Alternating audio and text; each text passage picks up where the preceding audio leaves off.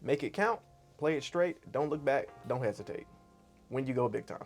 For some odd reason, for the majority of this year, this particular maxim has been rattling inside of my head every single time I find myself encountering a new stage, or at least of what I think is a new stage of life. I'm almost certain that Big Time Rush came up with this line or something like that with this particular thing in mind. I don't know why, but that's just how I feel about it. The idea that there are a few line items that you need to take into account whenever you're trying to achieve success. In this case, making it count, playing it straight, not looking back, not hesitating. I have no idea why I wanted to really start this video like that, but that's how I wanted to do it. And that's how me writing the script for this entire video started. So there you go, a little bit of how the sausage is made. But I really wanted to open this entire video with the opening song of Big Time Rush, just so that you can have some more emphasis on it. But I'm afraid that if I were to play any amount of that particular video, Viacom/Nickelodeon, primarily Viacom, would probably nuke this entire channel, and I really don't want that to happen, at least not yet. Good morning, good afternoon, and good evening, ladies and gentlemen, and welcome back to another goals video of the year, or at least a year in the rear view. It's getting cold down here in the South United States once again at that particular time of December. It was supposed to get colder earlier in the month, but the rain said no. I am definitely gonna have to put my hat on a couple of times throughout this video. Yeah, that's how I wear it sometimes, but you know, don't worry about all that. If you're new here to the channel, please feel free to hit that like button right next to the subscribe button and hit the notification bell icon and all the other stuff that YouTube tells me to tell you. Also, as we get into the video, please tell me what some of your goals are for the new year, because next year, this year, whichever current year is going to be very difficult for a lot of people if they don't plan ahead and plan accordingly. But like I said in the last goals video, if you plan to be on time by doing everything early, you will more or less be on time. That's not exactly how I said it, but that's how I'm saying it right now because, yeah. In all honesty, I titled this video the Year of Progress for quite a few different reasons. But as I wrote everything and as I'm still putting this entire video together, I kind of wanted to see how many question marks I should put at the end of the video's title. I think I did enough, right? So from collaboration to more animation to maybe going to France to everything else under the sun, let's just go ahead and jump right into what the 8 goals are for this year. I hope I didn't hit the microphone again. I think I did. I think I hit it 3 times. With all that being said, let's go ahead and get right into some of the goals for this year. I usually keep it at 8 goals just so that I can have a nice even number that I can work with and divide it up throughout the year. And on top of that, I don't tell all my goals, but some of the main ones that I want to focus on, I like to share with other people because, you know, sharing is caring. So like I said, feel free to share some of your goals for 2025 in the comments below because, you know, that's going to be fun. And consider this your wake-up call to plan ahead, just in case you didn't already. Goal number 1, more community outreach and collaboration. In all honesty, I kind of should have said just community outreach and collaboration, but I've been doing that a lot this year for a good purpose. I got assigned to do it technically, so I am just by way of just all of that working on assignment, so that's the fun part. I didn't think about that until now as I am talking about it, so that's very fun. Earlier this year at my church, we started doing community prayer walks. This is basically where we will walk the streets of our neighborhood and engage with the community. In addition to all that, we would pray with people as we came across them. We prayed over the streets, we prayed over the neighborhoods, the neighbors that we would see, and the people that we didn't see. And that's more or less how we did it. We knocked on doors, you know, told everybody what's going on in the neighborhood and just to make sure we knew what was going on in the neighborhood. It's also a good opportunity to help figure out what's going on in the environment of the neighborhood because you never know what's going on in that particular regard. This allowed us to put our feet on the pavement and to really see what's going on in the community in the best way possible. And as per usual, it's something that made me very uncomfortable to do, but not because I didn't want to do it or anything, but it's just because I'm not used to doing it. And I kind of talked about this plenty of different times, but that's kind of the whole point of making a goals video like this. Living and operating where I do, it's extremely difficult to not get involved in any type of community outreach, community network, or just any community thing. It's very difficult to do that just because there's so many people here that like to help people. Especially this year, we had pop-ups and festivals all over the place. and on just about every single block on any given day. You just had to be in the right area, because sometimes they weren't marketed, or sometimes they were just set up the morning of. And you never think about things like this until you actually get out your car and talk to them and see what's going on and see what people are celebrating. And it doesn't matter who they may look like, what cultural background or ethnicity they may be, but it just helps to get out and just ask them, hey, what's going on? Because you never know who you might run into. And that's a fun thing that I ended up doing this year. I did a couple of I'm doing a lot more community meetings, but I did a couple of community meetings, like I said earlier, when I went on assignment in July. And I was very uncomfortable, but a lot of people were there to comfort me and actually tell me, hey, this is what we're doing, this is how we need to do it, and this is what's going on. And now I am very much involved to my own detriment and my own chagrin to an extent. But I'm very happy that I was able to get in where I fit in, basically, and just help people the way I am, or at least the way I'm able to. So that basically means drawing pictures, drawing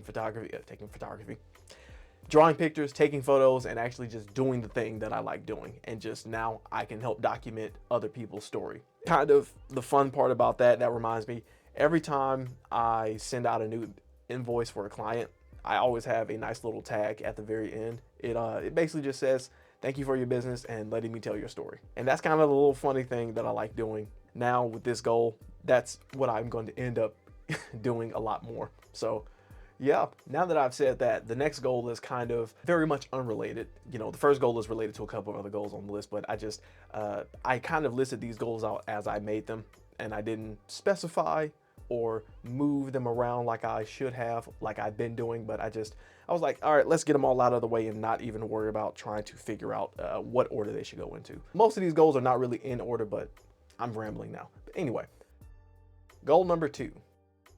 Update and redevelop some of my oldest character designs. I actually put in parentheses, give my old characters some love. We've barely gotten past the first goal, and I am already coming back to something that I was supposed to do later on the list anyway. One thing that I've noticed ever since I started drawing, and everything else that I've been doing that came out of that particular spiral of imagination, was that I was making up characters left and right. The character on the left would have a super cool, super immaculate design, but would be completely and extremely impractical, and I would only draw them about 1 or 2 times a year in an illustration that may take 3 days or so to finish. That's just kind of how I ended up working with stuff. I was moving fast and breaking things when I first started.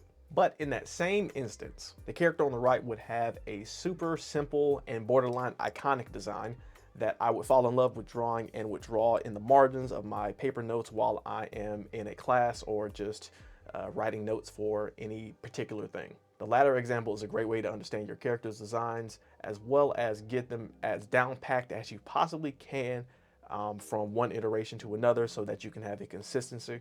I guess what I'm trying to say is that I've had a lot more characters that I've drawn over the years that are more like Gus from Berserk. And at the same time, I have a lot of characters that have that type of CalArts art style, similar to how you would see in Steven Universe or even Adventure Time. I've basically been working with 2 sets of design languages in my head that have been conflicting and not really working together as they should have. But because of how I operate, they work because I force them to work together in the oddest way possible. A fun way to combat this menagerie that you have in your head, and I'm talking to me, but I can always say this to everyone else because I actually talk about it to some of my students now. One way that you can combat this menagerie in your head of all of these different designs and different influences is by deliberately starting over or deleting as many chunks in your memory as you can for different design purposes and different design languages. It's helpful, but it can be very difficult because you have to make sure you delete the right stuff. And then on top of that, replace it with something that is slightly more practical. That's the fun part. I have one character that immediately comes to mind with all of this, and he has a very complicated design because there are a lot of small trinkets and small things that he has on his giant overcoat that I definitely should update as well, but I'm probably not going to. His name is Marcus, and he is the older brother of one of my main characters, Max, which you have very much seen on this channel somewhere at some point. He hasn't gotten as much love as I should have given him, despite him being the older brother, since like the 2010s at this point. We are in the 2020s. This is fun because now that means I get to redesign him and go over what makes his character him. So that means I have to delete chunks of the character and come around and remake the character in the best way possible. Hopefully that makes sense, because that's the only way that I can say it. I'm doing my best to not rephrase things and just say exactly how I'm trying to say it, even though I did write it down. But the things that I wrote down, like I said, wrote them in a cold sweat. There's no real time to start on stuff like that. And by that, I mean redoing everything, because we are going to be too busy giving new facelifts. Speaking of facelifts, that is exactly what I had to do after the multitude of failures that came out of the need of me having to start goal 3 early, or at least as early as possible. And that is work on longer form animations. The back of my head got cold, sorry, I had to cover up. As I dove headfirst into Blender in 2023, I knew exactly what I wanted to do to push myself into learning the software as well as other 3D techniques in order to become as good as I possibly could at the time, but I realized that I wanted to do one specific thing, and that was animation. I also knew that a lot of the animations were not going to be very good at the time, and some of them are and some of them are not. Some of them have a lot of tweaking to be done, and a lot of them are as good as they can be for someone who made them in, again, a cold sweat at 3 o'clock in the morning. I found myself staying up all night for some days just because of how much stuff I was able to get done. And then my first 1,000 hours in Blender is partially comprised of me turning the animation button on, letting all the animation renders fly, and then making sure there's a video playing on my computer so that the computer doesn't go to sleep and then I get to go to sleep. That's how a large portion of my year went, unfortunately. Or fortunately, I don't know. That's honestly the part where I had to make myself laugh, even in the face of failure, because of how bad those animations were. Funny enough, the face of failure is a funny looking face. I quickly realized that I couldn't just do exactly what came into my mind's eye when it came to making animations, particularly because by the time I actually made my way to making an animation, the vision that I had in my mind's eye would have changed in such a drastic way that I physically could not catch up to the entire thing. My brain was just working too fast. There are also a certain amount of things that I can just immediately envision when it comes to actually making a certain animation scene or action scene, specifically action scenes, but I can't fully make them in Blender just yet. I have the ideas, but I'm getting there. I'm really hard on myself, but this is my first year like fully being as committed as I am to Blender, so I really can't be too difficult on myself. With what I know as an artist, this is something that we often call the ugly phase. The ugly phase of a painting or a drawing or even just a full-on illustration can look completely different, and usually that's what is supposed to happen. It's supposed to be the ugly phase, so it's supposed to be the phase where you are supposed to be doing something slightly more intense, but now, you know, it depends. At this point, I can kind of now move into the slightly prettier stage of me understanding how Blender works and how all of the animations come together. But after 2 years of doing all of this, it's a lot easier for me to get past the ugly stage and get into the actual cool stage of me doing stuff. So yay. My goal here is to make a couple of longer form animations instead of just a few hundred small ones that are roughly about 10 to 15 seconds apiece. I already have 2 in mind, and they have stories to back them up, so luckily I don't have to do too much backtracking or figuring out how I need to go about actually writing and storyboarding the entire thing. It's already ready to go. I just have to translate and adapt what I have already written and created. That's the fun part about being an artist. You can always do that. With all that being said, there actually is one process that I cannot forego nor forget when it comes to making any of these animations, no matter if they're longer form or shorter form, and that is the process of storyboarding. The process itself is basically a type of pre-production where you make thumbnails and have those thumbnails have as much information about a specific shot as they possibly can, obviously without any movement, because you know you can't move a picture on paper. I mean, you can, but we're not going to talk about that part. What we will talk about is where I got the idea from. I got this idea while I was watching the behind the scenes video for a T-Pain music video produced by Dead Meat Productions. And they run the kill count and all that good stuff, and I love all of their work, and I have liked how they have been putting together all of it. I love how the storyboards actually came out when it comes to how the music video was produced. I love how all the shots were put together, and I just realized, as I was watching this, I realized I need to do that myself. So let's go ahead and do more of that. To be honest, I've done it plenty of times, but the amount of thumbnails that I have done, they've just been in my sketchbook and they haven't been as detailed as they could be. So I realized I need to work on my thumbnails. I need to work on making sure that all the notes that I need for certain shots are actually notated where they need to be.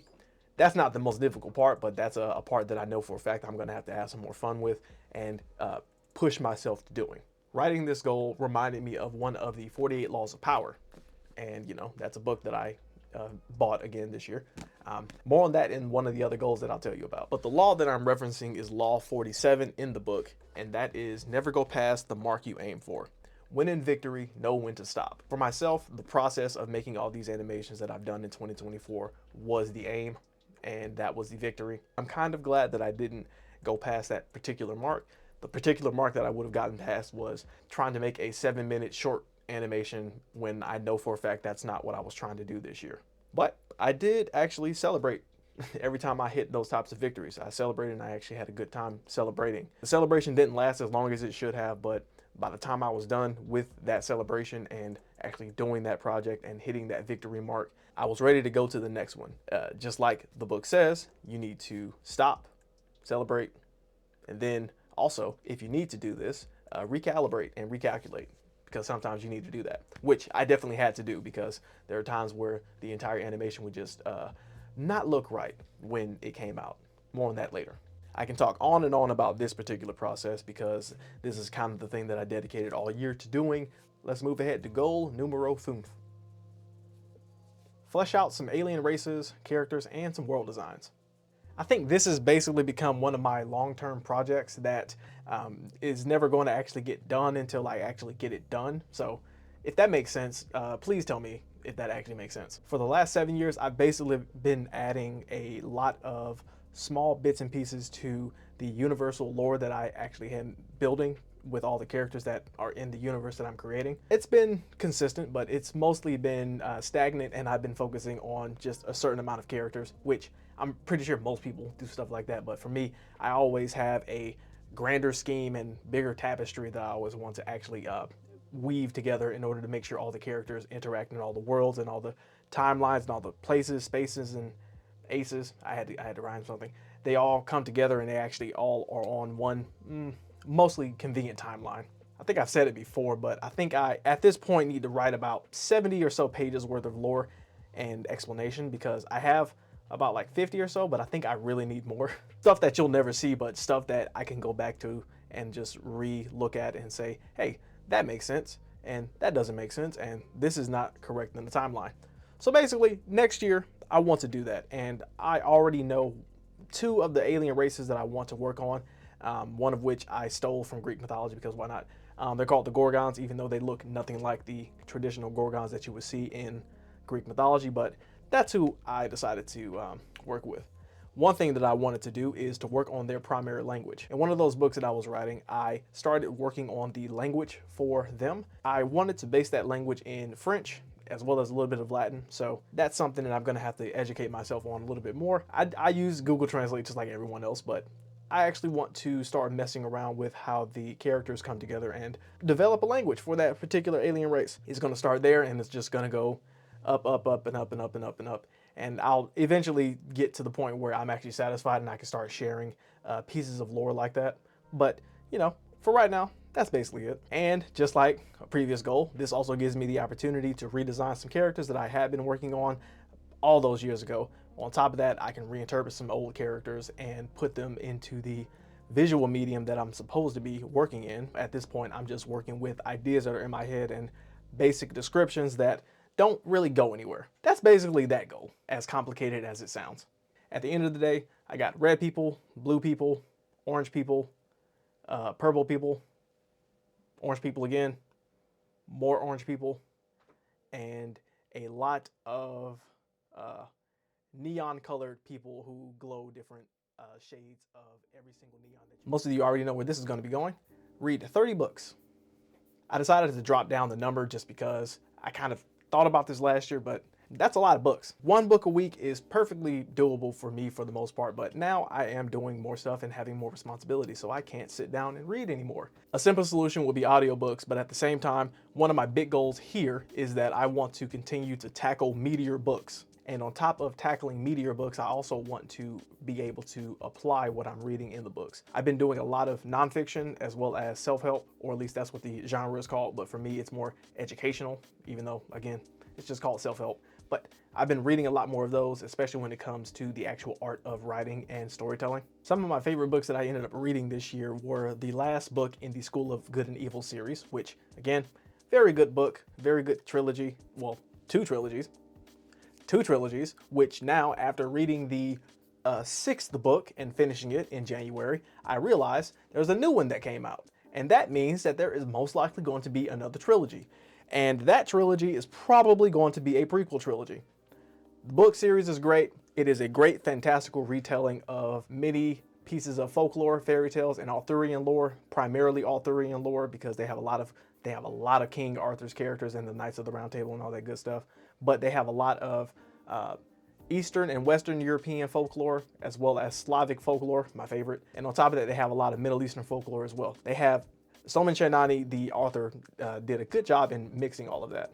Another book series that I finished this year, even though it's technically not a finished series because of that ending. Anyway, the Children of Time series. This trilogy has 3 books: the Children of Memory, the Children of Ruin, and the Children of Time. I said that in reverse order, so it's Time, Ruin, Memory. And after the ending of Children of Memory, I have a big sneaking suspicion that Adrian Tchaikovsky, the author, is going to make a new book. I don't know if he will, and I am going to be waiting with bated breath if he does, because that book series was great. If you ever need some heavily factual, or at least in my opinion, fictional scientific storytelling, that is a good book series to start. Here I am just patiently waiting. But in regards to meatier books, I'll keep this quick because this book is very, very thick. As you can see, I have a paperclip here just to make sure I know which page I'm on. And also, this is actually where I am right now. This is the 7 Basic Plots by Christopher Booker. My autofocus is not letting me show you the book. There we go. You can't see it. You probably can see it. Anyway, this book is extremely great. And if you ever want to become a better storyteller or a better writer in general, that's a good way to do it. Not only does he talk about the 7 basic plots of storytelling, he also goes into why we tell stories. And I'll leave it at that for right now because I'm not done with the book and it's 4 parts. I'm at part 4 and he's getting very good. So yeah, those are my book recommendations for the year. If you ever want to get some book recommendations from me again. But that kind of concludes this particular portion because 30 books, that's it. I'm pretty sure I can do all of that. Well, I did it and I'll do it again, I think. Anyway. Goal number 6, another one that you should already know about. Travel, ... more, ! 2 question marks this time. DaVinci Resolve doesn't let me put emojis inside of my titles, but I have 2 large eyes in my script right next to more. So just picture 2 large eyes next to the word more. This year, I had the pleasure of traveling to Washington, D.C. Well, technically Virginia, because the conference that I was at was in Arlington, Virginia, but because the bridge right next to the hotel went straight into Washington, D.C., I was technically not really a stone's throw, that was a long bridge. I wasn't a stone's throw away, but I was a fairly short distance away from Washington, D.C. and the White House. So I went with one of my friends, Tim. He is an audio engineer while I am the video engineer in our little team, and we just walked around Washington, D.C. We went to the Washington Monument, had a good time. We went to the White House, where everyone else was. Honestly, it was underwhelming. I took pictures, had my little selfie, and did the thing that all tourists do, you know, just took pictures. And my friend almost got flipped by the Secret Service because how nice he was. He wanted to shake the Secret Serviceman's hand, but the Secret Serviceman just walked straight past him. That could have gone really bad really quickly. I fear for his life. But during the 10-hour drive back and forth, I was able to catch up on a little bit of reading and a lot of sleep because I was tired. But with that being said, I am probably going to be going to New Orleans once again. I went back in 2023 and had a very decent time with my family. Now I'll be going back again and we will be in prime Mardi Gras season. Well, no, we'll be in prime pre-Mardi Gras season if I have my dates correct. So that's going to be fun. I also had the opportunity to maybe go to France next year. We'll see if my client decides to not go with the people that they are going with now. I don't even know if I'm going to leave this part in the video, but anyway, it was a pretty fun conversation to have with them about that.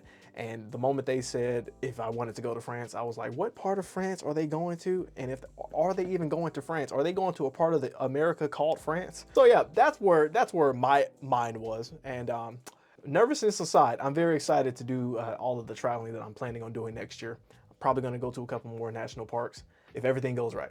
But you know, we shall see. Now, finally, it's time to wrap back around to what we did earlier with the redesigns and talk more about facelifts, because that is what goal number 7 is. A new facelift for my website. So at this point, I have been using Squarespace as my main website host of choice for the last 2 years, or at least just over 2 years at this point. I started doing my research for a new website back in September of 2022, and by November of 2022, I was ready to go. But then I didn't really start the 14-day free trial that Squarespace gives you until about December. So I spent about a couple of days just making and tweaking their website. And then that was when I finally made my decision to go ahead and go with Squarespace. But ever since then, I have had one of the most invaluable experiences working with Squarespace and working with Squarespace's tools specifically. Ever since I first started putting together all of the templates and all of the pages that I wanted to use with all the templates and all that good stuff, it's been a fun and wild ride, but I realized that it has been over 2 years technically, and I have not really done much with the look of the website. So one of my goals next year is to redesign the website, or at least throw one of those new templates or one of the old templates that I saved for later and just see how it looks. Now, hopefully I don't accidentally delete my entire website, because this is my first time doing this. If you ever go look at my website and all of a sudden it just has that 404 link not found, that's me panicking like SpongeBob at one point. As much as I love the navigation of the template that I've been using thus far, it is really time to try and do something new. Literally just try something new just to see what sticks. And we shall see if it actually does stick. As an artist, I tend to obsess over these little small things when it comes to redoing stuff, especially when it comes to redesigning the look of something, which is why I have redesigns and facelifts all throughout this video, because that's kind of what I want to do. On top of the many things that I do love about my website, the menu navigation is one of them. But one specific page that I love is the contact page. And I am probably going to keep that just as simple as possible. And that is going to roll us right into goal number 8. More artist collaborations, and maybe a couple of animation collabs in that mix too, because why not? This year, I came across a great swath of new and very cool and very skilled artists, mostly thanks to Blue Sky and this little app called Kara. Despite the massive migrations of artists and various other shenanigans that have plagued just about every single social media platform this year, I actually found it a lot easier to get around and talk to people and actually get contact information and actually figure out what people are trying to do and what people want to do. So that's kind of made it a lot easier to collaborate with people this year. And I kind of collaborated with some of the same people that I did last year as I did this year. I was still in my comfort zone to an extent, but now we're going to push and get out of the comfort zone a little bit more. It's always a good point to get uncomfortable while working with somebody, but with artists, it's a lot easier to work with, especially when you have that same vision. I think I said something like that a little earlier in this video, but I have to say it again because it is worth repeating. For myself, when I actually reached out to a lot of artists, especially in regards to one of my bigger animation projects, I found it easier for myself to explain concepts and other items that I need to explain. And one of the funnier parts is that the artists would come back to me and ask me questions that I knew the answer to, but then I was like, why didn't they ask me that? A good example is, do you want me to simplify their designs for animation? Going back to one of the other goals about overcomplicated designs for animation, i.e. Gus from Berserk. I'm making fun of Gus because he's one of my favorite anime characters and he has one of my favorite designs of just about any character in anime. As much as I hate drawing him or seeing him drawn in such immaculate detail. Anyway, we're getting off topic. When an artist would ask me a question like that, do you want me to simplify their designs for animation? That's something that I immediately say yes to, but then I realized that's something that I didn't think about until then, but it makes perfect sense when someone would ask me that. Of course I want their design simplified for animation, or at least have them touched up because I'm having you design them and all that good stuff. As I was working on getting commissions done for the 3D models of my characters, I had to do almost this exact same thing, but backwards. I found myself asking what types of outfits the characters should wear, and people started asking me that same thing too. That put me in the mindset to figure out what a character's civilian outfit will look like as well as their hero outfit. Think Peter Parker and Spider-Man's two different outfits.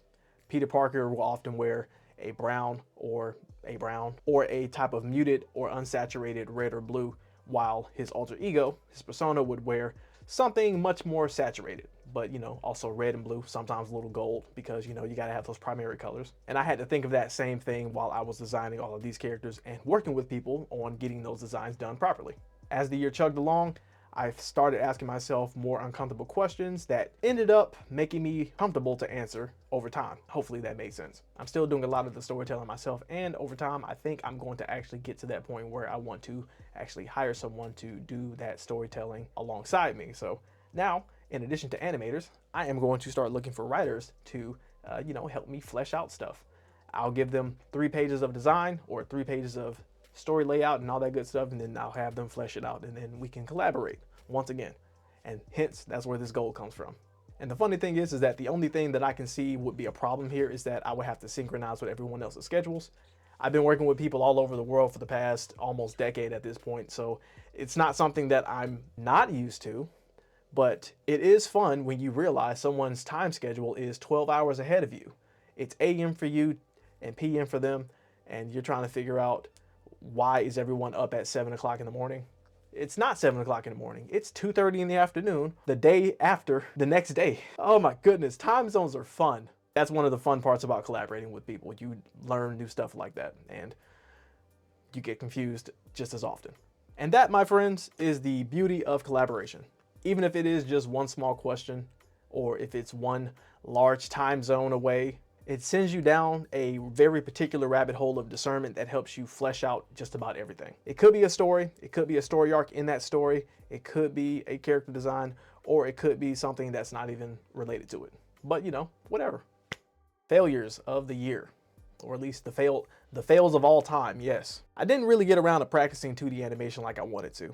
I spent $20, $19.99 on Procreate Dreams last year when it first came out, and I have not really touched it ever since it first came out. I kind of forgot what the software even looks like at this point. I kind of can't really be mad at myself for that, because while I didn't get a lot of 2D animation done or even touch 2D animation, as you've seen throughout the year, I've done a lot of 3D animation, which is a lot easier for me to work with, but that's kind of why a lot of companies switch to 3D animation in the first place, because it's a lot easier to work with because the models are already there. But you still have to put in all the work, and you still have to know the fundamentals of animation. I'm gonna have to continue to study the fundamentals of animation and actually remind myself and look at all the books, well, reread some of the books that I actually have on animation, primarily the old Disney books that are still as up to date as you might think they are for a book that's almost 100 years old at this point, or at least has been around since before World War II. I still have an idea for the voice actors that I want to use for some of my characters, but I wasn't able to really reach out to any of them this year. That kind of spiraled out of control when I was reminded of one of my favorite female voice actors of all time, Cree Summer. You don't know who she is? I'm not going to spoil it. I want you to go figure out who Cree Summer is. Mumra will have the stone soon. And when he does, there won't be a force in the galaxy strong enough to free us from his dominion. Call me Webb, Madam Webb. My friends call me Black Arachnia. Nice work, Optimus. Now let's get out of here before the rest of those little John Q's. Know the fourth flavor is out there, and someday I'm gonna taste it. No one can completely wipe a memory away. There are always remnants deep within to claw out. The moment I got back one of my character designs for my character Laura, I took one look at that portrait and I realized, oh, I know who needs to voice that character. With Cree being one of the many voices in my head during my childhood, she basically became the de facto voice for my character Laura, and I'm not even mad at it. Now I just need to figure out how can I get in contact with her as well as a lot of other people that I want to have in mind. This isn't really kind of a failure at this point. At this point, I'm kind of just rambling, but this isn't really a failure. This is more of me planning and trying to figure out like how can I get in contact with all these people. Because another fun example are the 5 main characters that I have that police and patrol and fly around the universe at any given time. They are basically voiced by the entire cast of the Teen Titans. I realized that these were the voices of those characters years ago, and I've kind of been using their voices subconsciously every time I write dialogue. So anytime that I write dialogue for my character Kalish, I have the voice of Tara Strong in my head. As raspy as the voice she has for Raven is, that's basically the voice that I have. And I still have Carrie Payton's voice as my character Max, because that's just how my brain works. failures aside, this year was still a great year overall. I could complain about it and vent and cry, but that's not really the point. That's not really what this year was about. This was truly a year of progress, and I wasn't sure how, but it was. And there are a lot of examples in this world right now in the current year that we are living in that shows that it may or may not be a year of progress. It may be a year of backwards progress, but that's neither here nor there. But honestly, there is a lot of community in this world that we can take advantage of, and I am going to do my best to take advantage of. Even though I've been doing it all year, I'm going to try to keep doing it all year next year. So with that being said, what are your goals for 2025? God, that year just sounds so far away. I remember when Call of Duty Black Ops 2 came out and my friends were just gawking at Nuketown 2025 and how crazy the map was. And we were like, 2025 is 13 years away. No, it's not. It's 13 days away. Oh my goodness. Oh, that was good. But anyway, please feel free to like this video. Feel free to leave a comment, and again, tell me your goals for this new year. And tell me what one of your goals would be for 2026, just in case. Feel free to like this video, give it a little subscribe, all that good stuff. And check out some of the videos that'll be coming up on the side as well. Because again, this year was great. I have a lot of videos that I love, that I put a lot of effort into, even though they were all less than about 15 minutes. I was grateful that they were all less than 15 minutes because that means I don't have to do that much work. But this video right here was worth it. With all that being said, I thank you all for watching, and I thank you all for a great year, and I hope that you had a great year with me and all of that good stuff in between. So with that being said, I will catch you all later. Or should I say see you next year? I feel like that's too corny right now, but I don't know.